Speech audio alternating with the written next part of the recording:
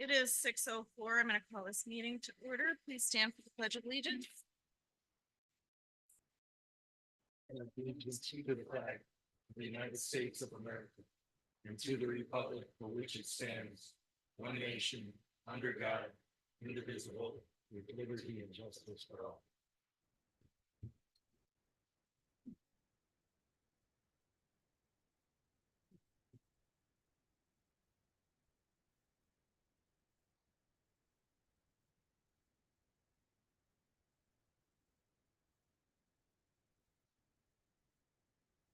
Shannon, can you do roll call, please?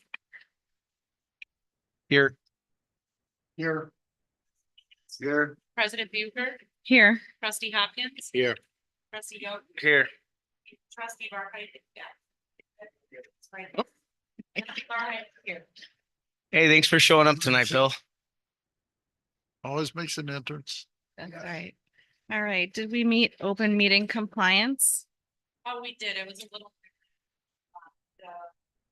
And it was posted here at the Bill's home on Friday.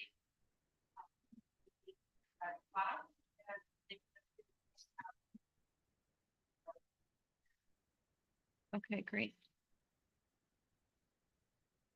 All right. Trustees, do I have any changes to the agenda? I do request one change, and that is 11.8 to move that up after president's comments. If that is okay with everyone, am I allowed to do that? Do I have to make a motion to do that? Yeah. I make a motion to move item number 11.8, which is approval of resolution 2024.08-105, a resolution recognizing the Western Kenosha County Historical Society's 50th anniversary up immediately after president's I'll comments. second. All in favor? Aye. Anyone opposed? Okay, great. All right, so without any other changes, then we will go into public comments. Please address the board. There will be no back and forth discussions, and we are going to adhere to a 3-minute limit as we have a long agenda tonight. So, Jeffrey Bell, please come forward and state your name and address for the record.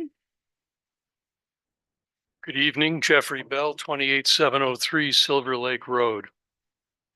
I'd like to start off by thanking Madam President and the board for putting the resolution on the agenda for asking the county to do a traffic study on Highway F. I think that'll be an important step in bringing the situation under control, hopefully. And also, it'll be very important for them to do enforcement. I spoke to Administrator Hiller, and she said that she would ask the sheriff's department to, take more time and be more on site on the street.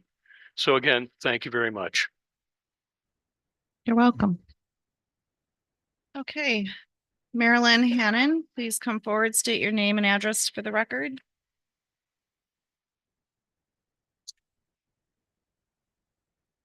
Marilyn Hannon, 28701 Silver Lake Road. The reason I'm here is basically the same thing that Mr. Bell was just talking about. And I would like to see some enforcement, hopefully, because the traffic, I saw a guy today doing 60 miles an hour at least. You couldn't even tell what kind of car it was. I could only tell what color it was. That's how fast the guy was going. And we were making a left turn last week, and someone shot around us in the left lane and passed us before we could turn left. So it's really a dangerous road, and we do need to pursue this and keep this going. Thank you for your help. Thank you. Okay, is Dr. Linda Meyer present? She is not. Should I read this in or?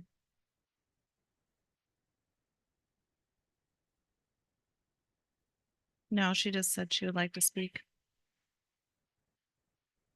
Okay. Perfect.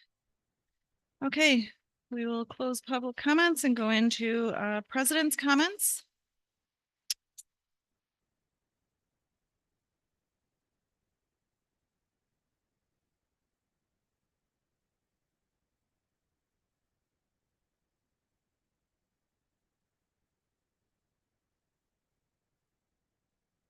All right, once again, I would like to ask for any applicants for the Board of Appeals for our alternate vacancy, for an alternate, I'm sorry, yeah, an alternate vacancy with a term ending in 2026. If anyone is interested, please submit an application. I would also like to take this time to introduce our new clerk, Sarah Spencer, right? Sarah Spencer. So we can all welcome her to our village. I think, yeah, today is your first day, right? Yes. So thank you. I think she'll be a great addition. And the last I would like to do is to acknowledge that we had a very successful Salem Lakes Community Days event, and our chair of the Park Commission is here. This event was well attended. It was our first year and it was kind of thrown together in a couple of months. And so it was very evident of the hard work that was put in. And everyone that I talked to was very appreciative, and it was a great day, perfect weather, and it was just wonderful. So hopefully next year we can build on this good start and offer even more. So I was really pleased, and it was nice to see our community for once doing something that is fun and to bring some life to this village. So, all right, with that, I am going to go into item number 11.8 under the clerk's office. Approval of resolution 2024.08-105, a resolution recognizing the Western Kenosha County Historical Society's 50th anniversary. Motion to approve. Hopkins and Young. All in favor? Aye. Anyone opposed? I'm an aye. All right, motion carries. I am going to read that resolution. Can I have that back? Sorry.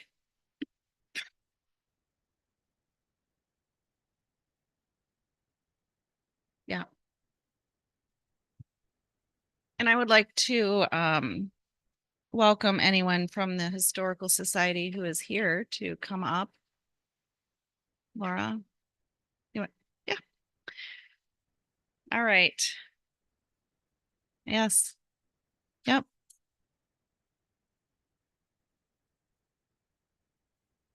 Yeah, you just stick up here. Okay, so the Village of Salem Lakes. This is resolution number 24.08-105. A resolution of the Salem Lakes Village Board recognizing the Western Kenosha County Historical Society 50th anniversary.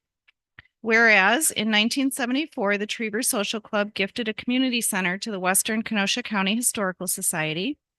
Whereas the Western Kenosha County Historical Society has used this space for over the years to conduct classes, to hold open houses and educational programs, to find, protect, and to receive artifacts relevant to Western Kenosha County, to prepare materials for display, and to house historical artifacts and ephemeral materials. Whereas the Western Kenosha County Historical Society has actively engaged in Salem Lakes and surrounding communities to host tours and events showcasing the history of Western Kenosha County. Now therefore be it resolved, the Salem Lakes Village Board would like to recognize the Western Kenosha County Historical Society for their 50th anniversary, and to thank all the presidents, trustees, members, and volunteers for their dedication to the preservation and advancement of the historical knowledge of Western Kenosha County. Adopted this 19th day of August 2024 by the Village Board of the Village of Salem Lakes, Wisconsin. Thank you all. Thank you. This event we have coming up is very important to us. and to the Historical Society.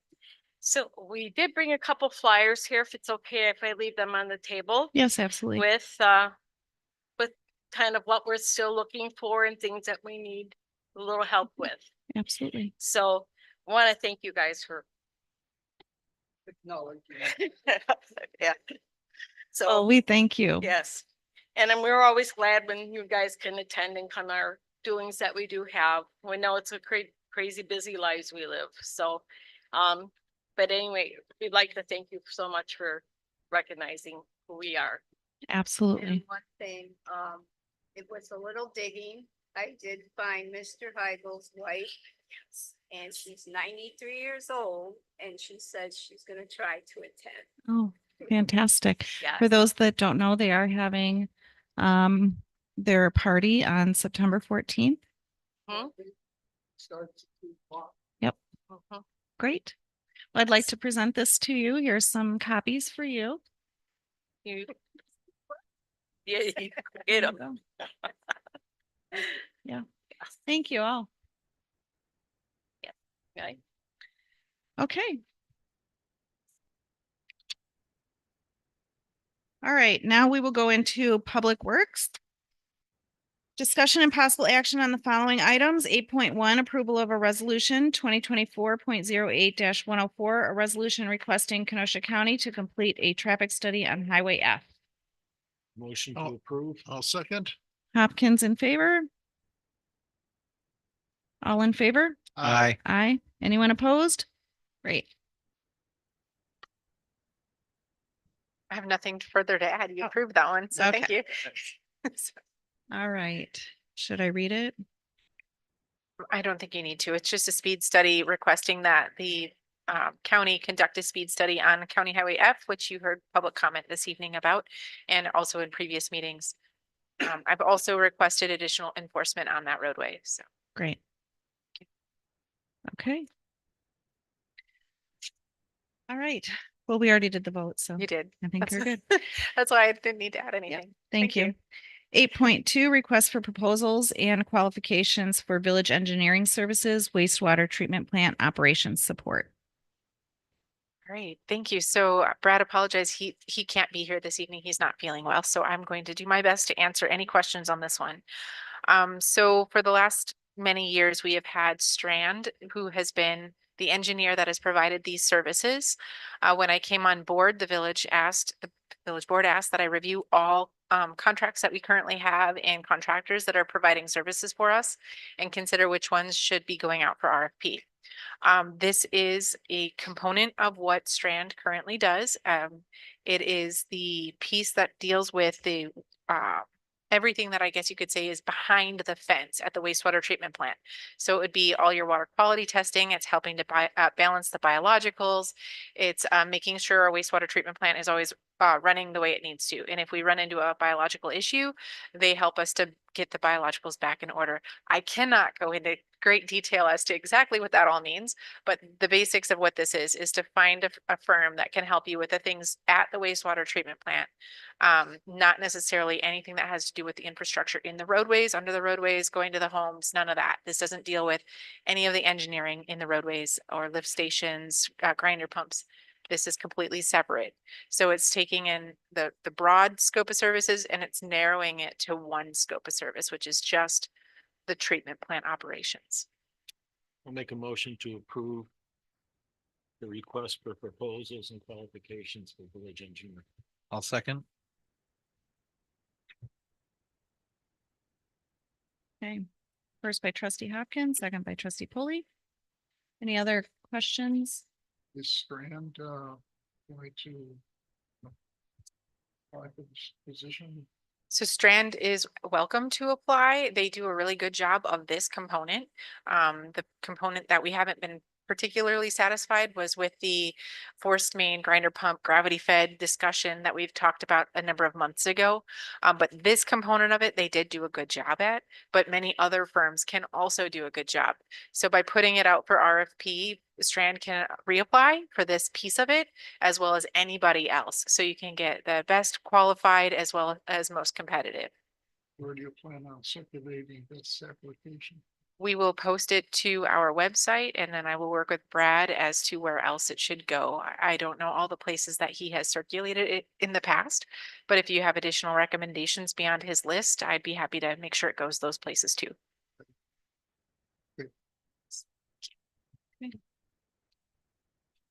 Okay, all in favor? Aye. Aye. Anyone opposed?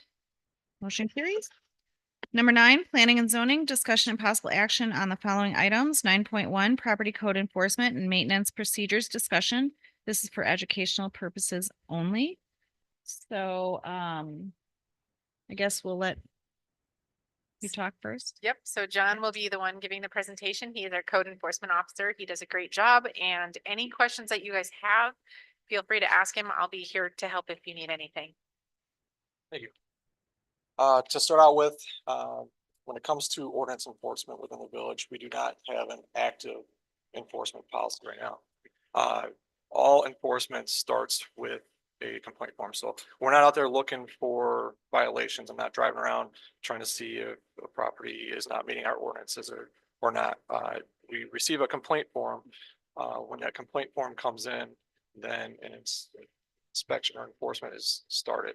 So the only time that enforcement begins without a complaint form would be at a trustee's request, at a department head's request, if an ordinance violation is something that is relative to their department, like say the streets department, something like that, or at the administrator's request, if it's a public safety issue. For example, across from the school, they're not shoveling the sidewalks, it's snowed, the kids are walking in the road. We can decide to enforce that ordinance for clearing the sidewalk without a complaint because it's a public safety issue. So predominantly, it's a complaint form based enforcement. Those other situations rarely occur. So it begins with me receiving the complaint form. Then investigation started. So what I do is I look up the property, I go out there and I do a visual inspection of the property. So from the road or from the complainant's neighboring adjacent property, I'll go out there and see what the cause was that they filed the complaint form. That's what I'm primarily looking for. I'm also looking for any other ordinance violations that are obvious when I go out there. So if I get a call for long grass and there's a bunch of nuisance vehicles or there's some other ordinance violations I see, I make note of all that stuff. It's all photo documented while I'm out there from the exterior of the property. I will make every attempt to contact that resident while I'm out there on inspection because it makes it easier to discuss some of these things in person than just getting a letter from the village stating you're in violation for something. So it allows me to explain it further, what the violations are, but then also can see why it's like that, what the situation is or what have you. So if I'm not able to, or if I am able to speak with them, either way, I come back here, I noted the ordinances that are in violation. I create a property maintenance notice. So it's a standard form letter. From that, I put the exact ordinance that they're in violation of, the language from our book of ordinances. And then I also put a suggested resolution on there. So it tries to put it in layman's terms, what the village is expecting that person to do to comply with those violations. So the property maintenance notice is usually a 10-day notice. And especially if I haven't been able to make contact with the person. If I have been able to make contact, it could be 30 days or 60 days or whatever seems reasonable based on their violations and their willingness to comply. So the 10 days is really to initiate that conversation and start working towards compliance. And if there is no conversation, we haven't lost too much time in enforcement. Once that first notice goes out, I allow them the time to comply, and then I will follow up when that notice expires. So I go out, do a follow-up inspection the same way, the exterior of the property, whatever, and I'm looking for some type of compliance. We're working towards the final goal of becoming compliant, or they haven't done anything, in which case it would go to a final notice. So if they are working on it, I'd likely extend them with a second notice and keep working with them and keeping that progress going towards compliance. They don't work on it, then we're going to go to a final notice. So with that final notice, that's like the last chance really to become compliant before citations are issued. So the only thing that really changes on the notice itself, instead of saying you could be cited and receive a citation from Kenosha County Sheriff, it says you will be cited from Kenosha County Sheriff. So again, it has the same suggested resolution as the previous notices, and then same opportunity to comply. After a final notice is expired, I'll go out there for another inspection. At that inspection, I'm looking for the ordinances to be complied with or not. If they are not, then we have to issue citations in some cases. So with those citations, it's all, again, photo documented. I come back. Now, those are the photos that would be used in court when in that final inspection. I come back, I create a violation summary for the Kenosha County Sheriff's Department because that's who we're going to request to actually handwrite those citations out.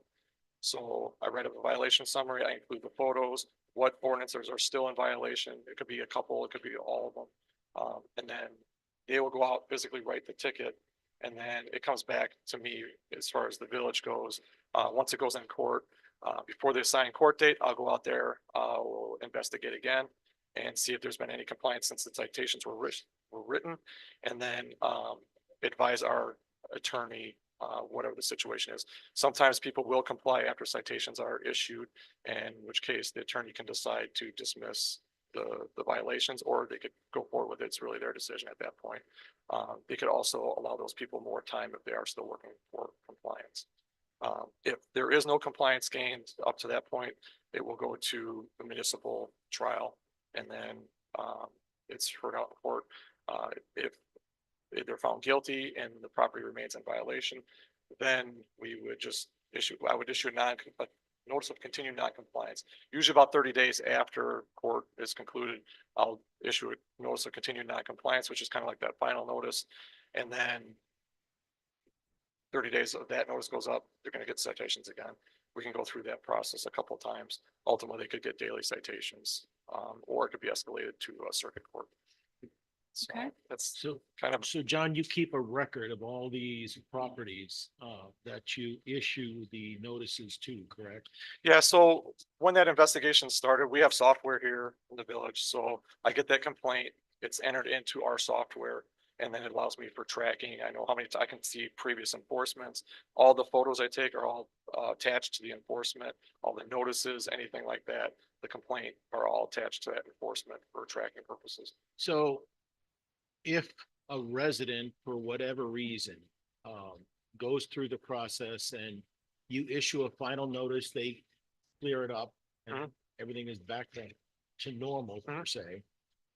What happens if a year later, a year and a half, 2 years later, we start to see the same issues again? Do we go through the same process? So it would be a new enforcement for the same thing. So it would have to be generated by a complaint again.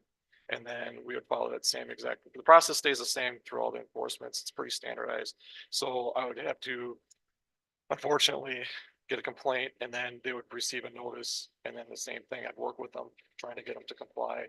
And we have done this with some properties where I've gone out there multiple times. It seems like a yearly thing where we have to keep telling them. We do have an ordinance that says that it can be cited for repeat offender. So if it was something that was happening, let's say twice within a year, I might consider citing them as a repeat offender and encourage them not to keep going back to those old ways by citing with that. But it seems like some of them are just beyond that year, and or a year or 2 years, and we're right back for the same types of violations, which they should know because it's not a different ordinance. It's the same as it was before. Thank you.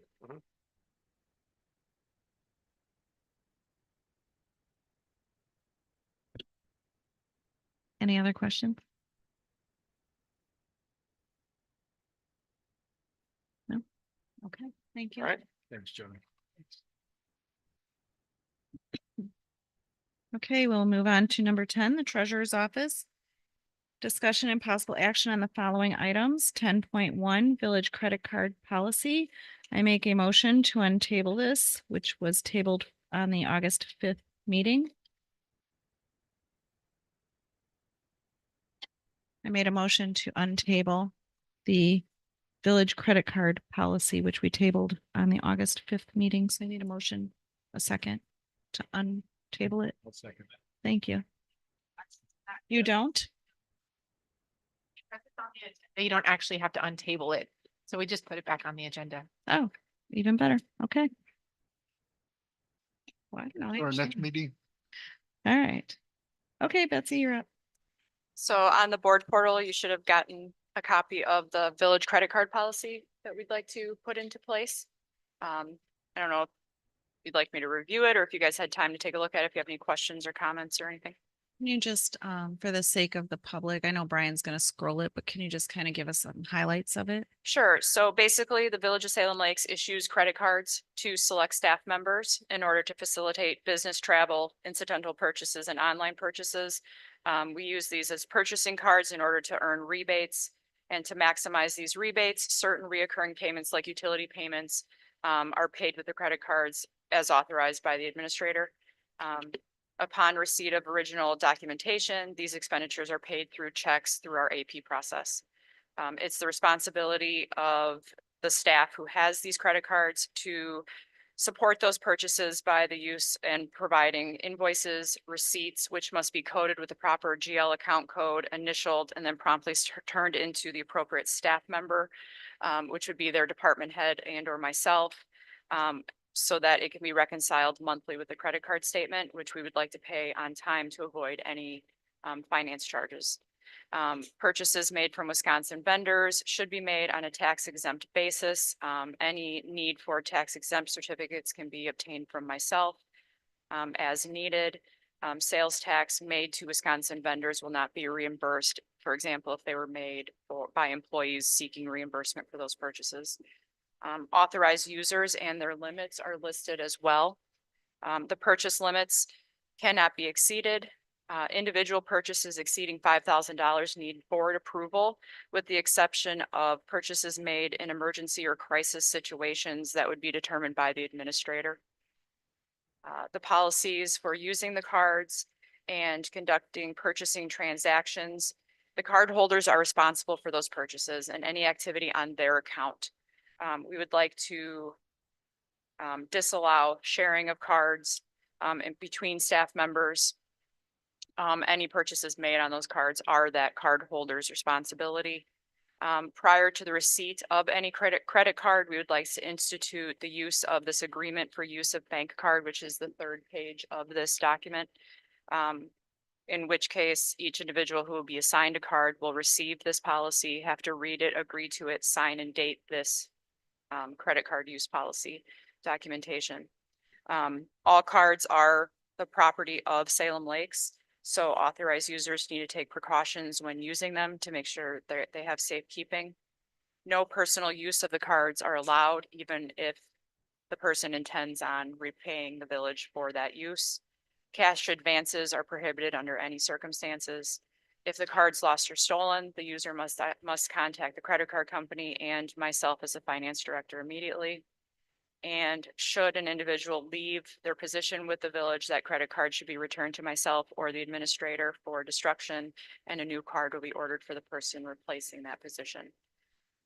With regard to the monthly statement, in order for that to be paid in a timely fashion and so that we can avoid paying finance charges, timely payment would require that those receipts, invoices, or things of that nature be filled out properly, which, like I mentioned previously, I'd like to have them initialed and coded with the proper GL account so that our AP department can put those in the right spot on the budget. And we'd like to have those turned in as soon as possible after the purchase is made. Proper documentation submitted to the department head would be the original receipt itemized, showing the amount paid, the vendor, and then a description of the purchase. In the case of subscriptions or similar type things, a copy of the order form or documentation, a packing slip or things of that nature would suffice. And then we would like a hard copy printout, not just an email to myself. Unacceptable documentation would be a non-itemized receipt or just a handwritten request for reimbursement. And then that last page is that authorization form or the agreement that this document was read and agreed to when the card is issued to that card holder. Can you just kind of go over some of these limits and why they might be that much, just for everyone to understand? Sure. So the administrator, director of public works, finance director, fire chief, and clerk all have a $25,000 credit limit for the purpose of primarily, I think, between the administrator and myself, we kind of settled on that amount. In the event there is a crisis or an emergency situation, we may need to go purchase supplies or things on a moment's notice. So we recommended or thought that it would be good to have a higher limit. We know that the village does have an internal policy of any purchases over $5,000 do need board approval. But in the event of an emergency, that may not be practical. So with the administrator approval, in the event of an emergency, we have those higher limits in case something needs to be done immediately. The superintendent of public works, Kevin, has a lower limit. He, most likely won't need to be in that situation. And then the deputy treasurer accounts payable clerk has a $400,000 limit. That seems high. However, there are a lot of reoccurring bills that are auto pay on her card in particular. For example, the John's recycling and garbage pickup bill is an auto pay on her account, and that's about $120,000 a month. So that helps us earn rewards. But it also, then we can kind of set it and forget it. It's auto paid. And she also does a lot of the purchasing of supplies and operational things for us. So she has the largest limit. Thank you. You're welcome. Trustees, any questions? Is everybody okay with a $25,000 limit? I understand it. I personally thought that it was a little high. The only one that we used to have a high limit on was the utility department in case a pump or something went out, because those were expensive. And he had the highest credit limit. I really can't see an example where somebody would need 25,000, like you say, in case of an emergency, but you could most certainly get a hold of the deputy. So couldn't you make six $4,000 purchases for 24,000? Right? Because you're not going over the $5,000 limit, so you don't have to go to the board. Correct? Yeah.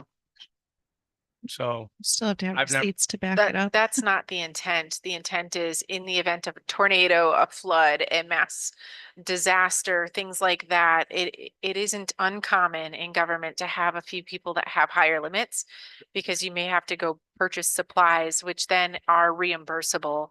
Oftentimes in the event of a disaster, you are able to catalog all of those receipts and then you can submit for reimbursement to FEMA, for example, or to other entities that may come in and assist with the disaster cleanup.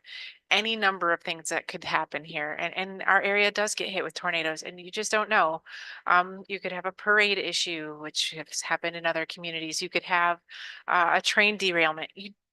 It's any type of natural disaster or other hazardous event that happens. That's what the purpose is. The intent is not so somebody can go make $4,000 or $5,000 purchases. That is not the intent. That better not happen. So I just Right. want to throw out there kind of glopping on to Jared's example in our policy. Would we have anywhere in there where there's not supposed to be a ways used to skirt the limitations? In other words, does that exist in there somewhere that you can point to? Well, I mean, if you look under the purchase limits, I mean, it does say that individual purchases exceeding 5,000 require board approval, but any purchases that are made are approved by the department head. And for example, let's just use Public Works. If Kevin is making a purchase, Brad is looking at that and approving those purchases and coding those and making sure that they're fitting into the budget and things of that nature. So we're not using those limits as a way to circumvent board approval on purchases or sneak things into the budget or get around previous policies that have been put into place. And I can certainly appreciate that current intent of the current group, but I'm just wondering if that wouldn't be prudent to add circumvention by lower limits to the policy so that people sign on that policy page. I don't know what everybody else thinks about that, but just to, distinctly point that out, that's not an approved practice. So that when that user signs that paper and then does that, be it people later on, 15 years from now, whatever, that there's something to point to and say, you actually read that, saw that, you weren't supposed to do that. So I think that's worth talking about adding to the. Right, I can acknowledgement. certainly add a bullet point under purchase limits stating that, and then when they sign that sign this document, it would be agreeing to that bullet point as it's in the policy. The accounts payable clerk, we've been paying our bills through with credit cards for quite some time, and there's a savings.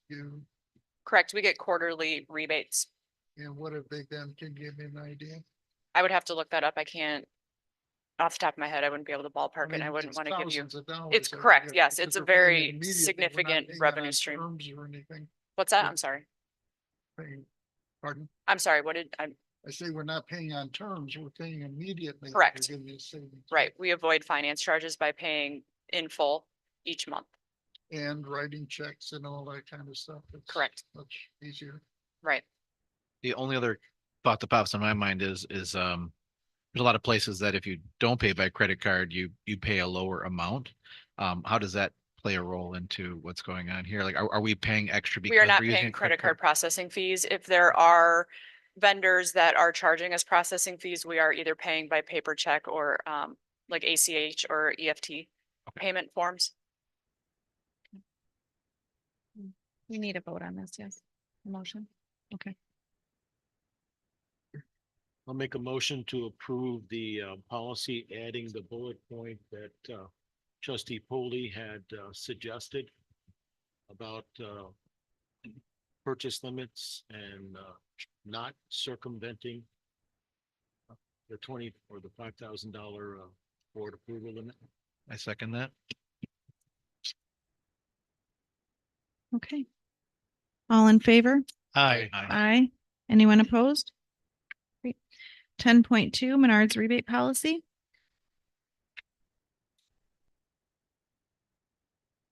So the next policy we have to review is the Menards rebate policy. The Village of Salem Lakes utilizes Menards as a vendor for various items that we need. As I think everybody knows, Menards regularly and quite frequently offers their rebate program on all in-store and special order purchases. The village likes to participate that in order to increase our cost savings.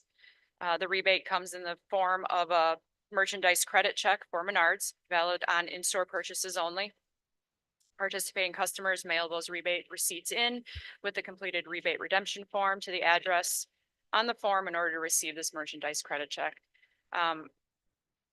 All purchases must be supported by that sales receipt and invoices, which are then coded and initialed and then turned into accounts payable, along with the attached rebate receipt to avoid expiration. They all have, expiration dates. They have to be mailed in by a certain time. For our policy, the accounts payable staff will complete the rebate redemption form and mail it to the address on the form, ensuring that the village address is listed properly. And then I list the format that it needs to be listed in. The format we're going to use is using the first name Village of Salem Lakes, and then the last name will be the department that rebate belongs to. So let's say Kevin goes and buys something, that's going to be Public Works or Highway Department's rebate. So it'll be that department's money to use for future purchases. If Chief goes and buys something for fire, it's going to be fire's rebate to use. We're going to be tracking that. We're going to keep a copy of the receipt as well as the rebate form until that rebate is received. And we're going to be tracking those on a spreadsheet as well, so we know what we have outstanding, what we have incoming, things of that nature. Once that rebate is redeemed, we're going to go back to that spreadsheet. We're going to mark it off as redeemed. If there's any balance left, we're going to be able to keep track of that as well. The other thing we're going to stipulate is that obviously those rebates can only be used on village approved purchases, and any misuse or misappropriation of the rebates will be cause for disciplinary action up to and including termination. Any other questions? We have the tax exempt forms and everything. Correct. Those are on file at the store locations. Make a motion to approve. I'll this. second that. All right, Faber and Young. All in favor? Aye. Aye. Anyone opposed? Okay, motion carries. 10.3 expense reimbursement form. Before you, I created a new expense reimbursement form. It's pretty simple. It's just a form. I do stipulate the tax will not be reimbursed on in-state expenses. I can make very handy, very readily available, any tax exempt forms should they be needed. So in-state purchases, we're not going to be reimbursing tax. I do require or will be required itemized receipts and or mileage documentation for all reimbursements. So we want itemized receipts, not just, hey, I spent XYZ, I want my money back. We also will be instituting a travel and reimbursement policy. I have it written. It just needs to be fancied up and ready for presentation. The current IRS mileage rate for 24 is 67 cents per mile. Any employee, board member, whomever needs reimbursement can fill out this form. It is a PDF fillable form. So you can just fill in the information. We can help fill in the GL account codes if those are unknown to you. We do want to see itemized receipts to go along with these things, so don't just hand us in a form. We want to see that you actually spent it. And then internally, it would go, we need the employee's signature, the department head if applicable, and then the administrator's signature if necessary. Thank you. So in the travel policy that you're creating, I was going to ask this question. For meals and lodging, are there going to be caps per day? Yes, I don't remember what they are off the top of my head. I It's been get a little bit since I $60 looked a at it. day for meals. What's that? $60 a day where I work. But and that will be part of that policy. Correct. Those will Okay, be spelled out. got it. We used to have a per diem of Yeah, certainly, what was it, 55 or 60? It's per meal. per day. It was per meal, so like dinner. Don't go get it, like $26, I think. And lunch, like 15, and breakfast is one. But then in those travel expenses, it also said, like, if you went to, let's say, a convention or something where breakfast was provided with the hotels, you were not gonna get reimbursed. If meals were included with your fees for the convention, you wouldn't get reimbursed. You still had to turn in receipts. But the cap was that. Right. And then there could be, part of that policy was absolutely no alcohol on the receipt with your meal. Mhm. You couldn't turn that in. So if you had a cocktail in the evening, you had to get a separate receipt and pay separately. Right. Okay, perfect. Yeah. Any other questions? So the only thing I would say is that there are federal rates that you can get reimbursed and there are sometimes higher cost cities. So it's hard to put an exact cap, but you shouldn't get more than the per diem for whatever area you're traveling to. So we will write that into the travel policy. So it's very clear, and you shouldn't get reimbursed for food that is included in your conference. Right, thank you. Okay. I will make a motion to approve the expense reimbursement form. Second. Bucher and Hopkins, all in favor? Aye. Aye. Anyone opposed? Motion carries. 10.4, request for a budget amendment for Salem Lakes Community Days of $1,480.48. When the 2024 budget was adopted, the general ledger account for miscellaneous events was fully funded for all the events of 2024. We do have a GL account for specifically Salem Lakes Community Days. To simplify reporting and tracking for the revenue and expenditures of community days, I'm requesting an approval of a budget amendment to allocate $1,480.48 from the general ledger account for miscellaneous events to the general ledger account for community days. The breakdown of revenues and expenditures for Salem Lakes Community Days was provided to you on the board portal. Were there any questions or anything regarding what Yes. the revenues and expenditures consisted of? There were two that just say Community Days reimbursement, one for $442.02 and one for $33.74. Correct. Those were both reimbursements to the park commission members for things such as raffle prizes, the water, and I believe the lanyards that the volunteers and staff members wore with their badges and things of that nature. I also accidentally put bingo supplies on there twice. The $100 charge is actually for the bingo caller, the individual that was calling out the bingo numbers. So going forward in 2025, when we have our next Community Days event, I see we had two donations totaling about $1,100. There's no guarantee we're going to get donations in the future, so we're going to bump that up. We have a Parks Commission meeting on Thursday where I'll be presenting the same information and we're going to be discussing the budget Okay, at that thank meeting. I'd like to thank the two donation, people that donated as well. R.A. Smith gave us $1,000 and Crawford Ortho. Ortho, whoever that gave us $100. That should be 1,100. And I just want to say thank you to Betsy for putting this together, the detailed invite or invoice for you guys so you could see exactly what was spent on each different type of thing.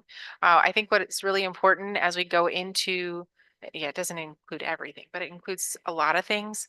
So I think what's really important is as we go into the budget, it's really important for the board to understand these are really great things. They feel good to do, but they're not free. So as we're going into 2025's budgeting, understanding how much did it cost us to do this event so that you can better plan and project for next year is really helpful. So thank you. Maybe we can get some sponsors. So like you said, we could up Okay. Was all the Agreed. beer sold? No, they did return some. That you could return. Correct. Unopened cases were able to be returned. I'll make a motion to, for the budget amendment for the Salem Lakes Community Days in the amount of $1,480.48. I'll second. Okay, Hopkins, and who had the second? Pete. Foley.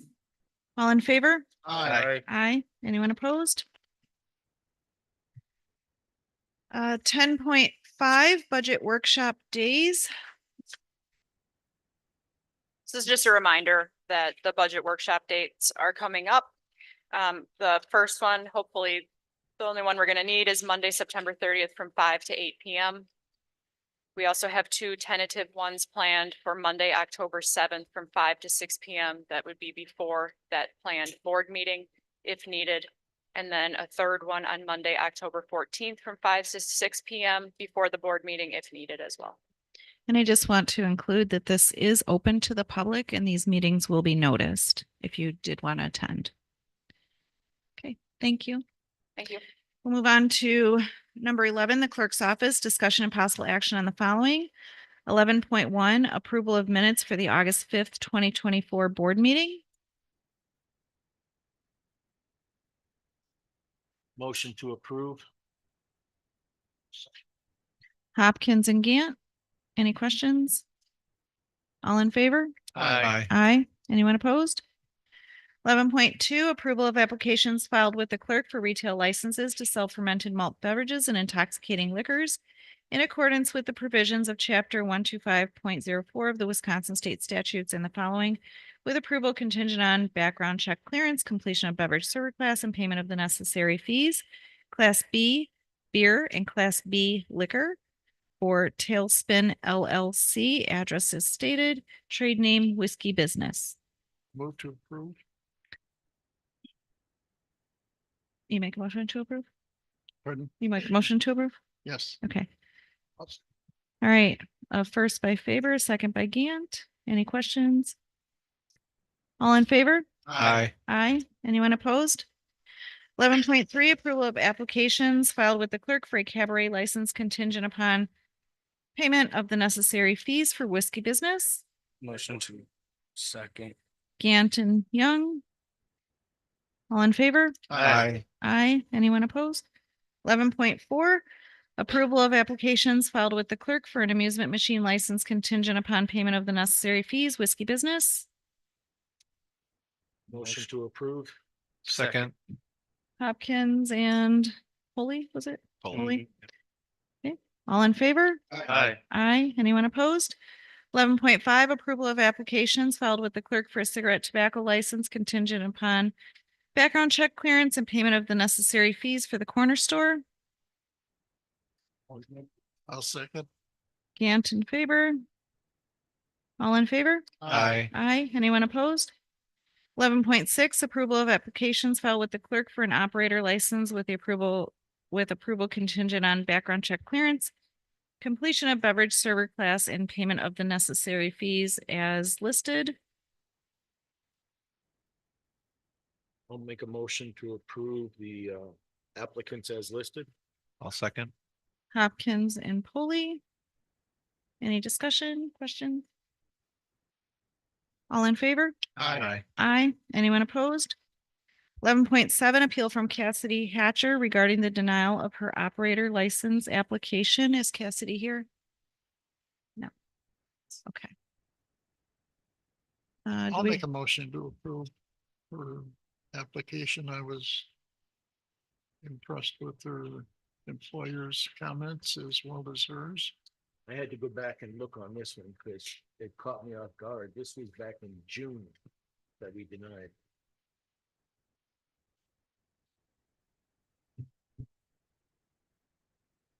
Well, I made a motion to approve.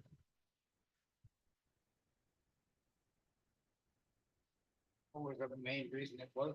Just because of the track record or what? Yeah, it was the track record. It wasn't, I gotta admit, I went back and looked at her background report. We've seen worse.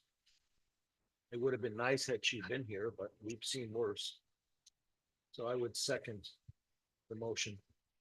To approve. Who's her employer? Do we know? Yeah, it's Trevor Creek. Treva Creek over on Antioch Road. Okay, so I have a first and a second. Any other questions or comments? All in favor? Aye. Aye. Anyone opposed? Okay, we'll move on to number 12, information technology, discussion and possible action on the following. 12.1, purchase of Huntress software, Huntress endpoint detection and response and managed detection and response to improve the village's cybersecurity and network protections for a cost of $1,080 per month.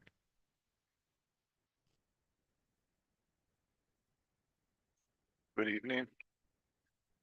You guys have, I get the memo as well as the quote from Huntress. Did you guys have any immediate questions regarding it?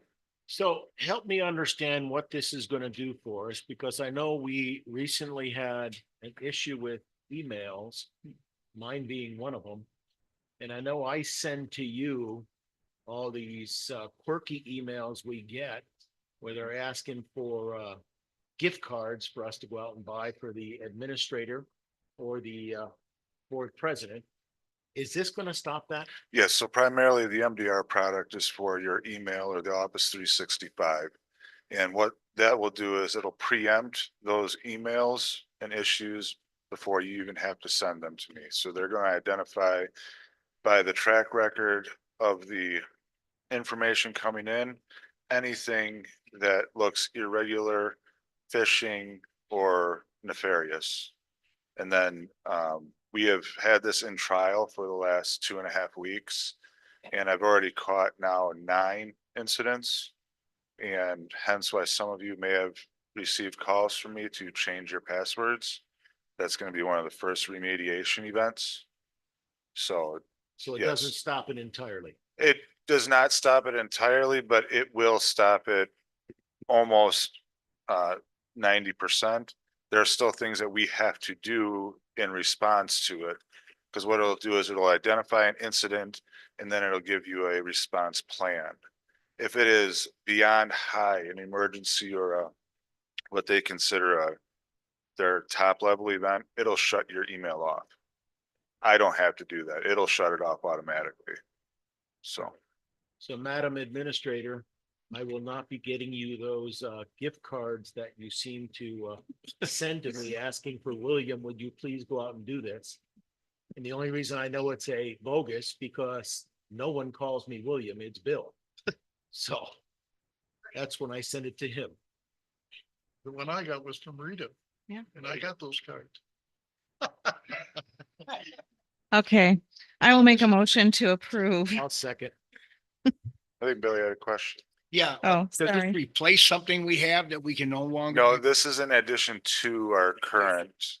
And it also is meeting some requirements that we needed to meet for insurance qualifications.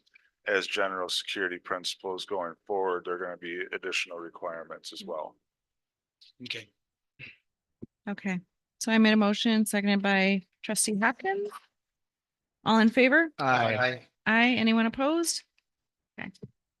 12.2, League of Wisconsin Municipalities Cyber Liability Insurance Coverage increase from 25,000 of coverage to 1 million for an estimated cost of $5,000 per year. I'll make a motion to approve. I'll second it. Hopkins in favor. Questions? So do you see this around the state that most municipalities have gone to that higher value of insurance because of all this crap that we've been seeing? Yes, so in my conversation with our insurer, actually, it's either people have nothing or they have the $1 million, but it's not really much in between. And in fact, the larger municipalities often have more than $1 million in coverage. It's very, very expensive to recover your system if it is breached and then you get a ransom request. It's also expensive to restore your system. And so hopefully it doesn't happen. That's why you're seeing 2 agenda items this evening on cybersecurity and trying to protect our system. We have had multiple attempts at breaches on our system in the recent past. And it's just getting worse. And small municipalities are actually a bigger target than larger municipalities because they see us as a weaker link. So I wouldn't recommend anything less than $1 million. We have 25,000 right now because that's what came with our insurance. And we couldn't even qualify for the higher limit until we have done the last 8 months worth of work to get us to this point. So we now qualify. And I called and got the estimate. The estimate is a $5,000 per year cost, which is a drop in the bucket compared to what it will cost you to restore your system if it Sure. is hacked and asked for ransom. Yeah. So, I'll make a motion to approve. Second. Don't we already have that? Yes. Hopkins in favor? Oh, I'm sorry. Okay. All right. Any other questions? All in favor? Aye. Aye. Anyone opposed? Okay, motion carries. 13, Administrator's Office. Discussion and possible action on the following items. 13.1, update and extension of RFP for municipal court prosecutor. all right, thank you. So about a month ago, I brought this to you. It might have been a little longer than that. To send out for RFP. We've used the same municipal prosecutor for years, and it was suggested that we should see what else is out there. Following the board's recommendation that we try to always secure 3 quotes or proposals, I would like to extend this. We've only received 2. So if we extend it for a couple more weeks, hopefully we can get a few more proposals so that I can then bring you the 3 that we could choose between. I will interview all 3 or 4 or 5, however many we get, and try to choose the one that is best. So Is there a reason why we're not getting more requests? As a result? I'm not sure exactly why. I did get some, at least one email and on the deadline stating they just didn't have enough time to respond. They saw it late and last minute. And so I'm going to do some more direct outreach as well to see if we can get a few more proposals because we only have the 2. And I'm trying to bring you what you at least asked for, which is 3. Okay, thank you. Is our current attorney? Yes. Yes, he did reapply. Just to further answer, Bill's question, I think part of it is the location, being here in Kenosha County, where you're drawing from. Second, the number of attorneys that can do this, you have to have obviously some level of experience with traffic enforcement, municipal court, due process, stuff like that. So, not every attorney can just come out of woodwork and apply. And many of them know that. So it didn't shock me that the numbers weren't high. I gave Cassandra some additional names. Thank you. Thank you. So if I could extend it for perhaps 2 to 3 weeks, that'd be great. If I need to extend it longer, I'll let you know, but hopefully 2 or 3 more weeks will be sufficient to bring in some more proposals. Do we need to take a vote on this? Do we need to take a vote on this item? Yeah, you can take a motion, make a motion. I'll make a motion to extend the RFP for municipal court prosecutor. I'll second. I'd like to amend that to make a motion to extend the RFP municipal court prosecutor for 30 days at the administrator's discretion. Okay, thank you. I'll continue my second. Okay. All in favor? Aye. Aye. Anyone opposed? Okay. Number 14, closed session. 14.1, convene into closed session pursuant to Wisconsin's statute section 19.85 sub 1 sub G for purposes of conferring with legal counsel for the governmental body who is rendering oral or written advice concerning strategy to be adopted by the body with respect to litigation in which it is or may be involved, and pursuant to Wisconsin statute section 19.85 sub 1 sub F considering financial, medical, social, or personal histories or disciplinary data of specific persons, preliminary consideration of specific personnel problems, or the investigation of charges against specific persons, except which, if discussed in public, would be likely to have a substantial adverse effect upon the reputation of any person referred to in such histories or data, or involved in such problems or investigations. Items for discussion: status of investigation by Von Briesen, SC, into missing Menards rebates. 14.2, convene into closed session pursuant to Wisconsin statute section 19.85 sub 1 sub E, deliberating or negotiating with the purchasing of public properties, the investing of public funds, or conducting other specified public business whenever competitive or bargaining reasons require closed session for the following purposes: Fire and Rescue Department union contract negotiations. And 14.3, convene into closed session pursuant to Wisconsin statute 19.85 sub 1 sub E for the purpose of deliberating or negotiating the purchasing of public properties, the investing of public funds, or conducting other specified public business whenever competitive or bargaining reasons require closed session. This closed session is relative to the lease of village-owned properties, tax parcel 704-120-233-0205, located at 9920 Antioch Road. I will make a motion to go into closed session. Second.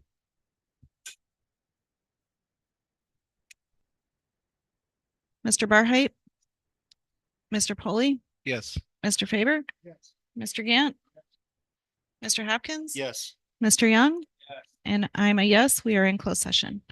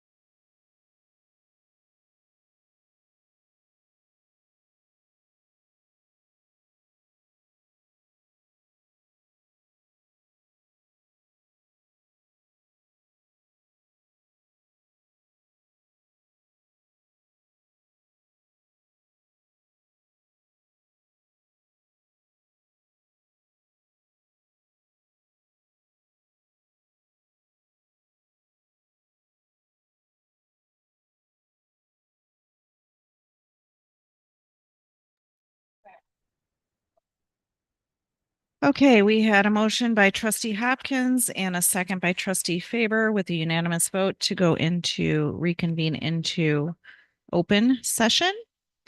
So we will go back to 14.1.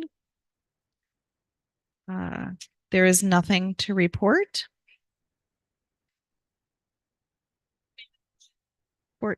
14.1. Oh, sorry. To reconvene into open was trustee Hopkins, seconded by trustee Faber with a unanimous vote to go into open session. Thank you. So item 14.1 was items for discussion, status of investigation by Von Briesen SC into missing Menards rebates. There's nothing to report. Item 14.2, which was Fire and Rescue Department union contract negotiations. I make a motion to direct staff to proceed as discussed in closed session. Bucher and Hopkins, all in favor? Aye. I abstain. Anyone opposed? All right. 6-0-1.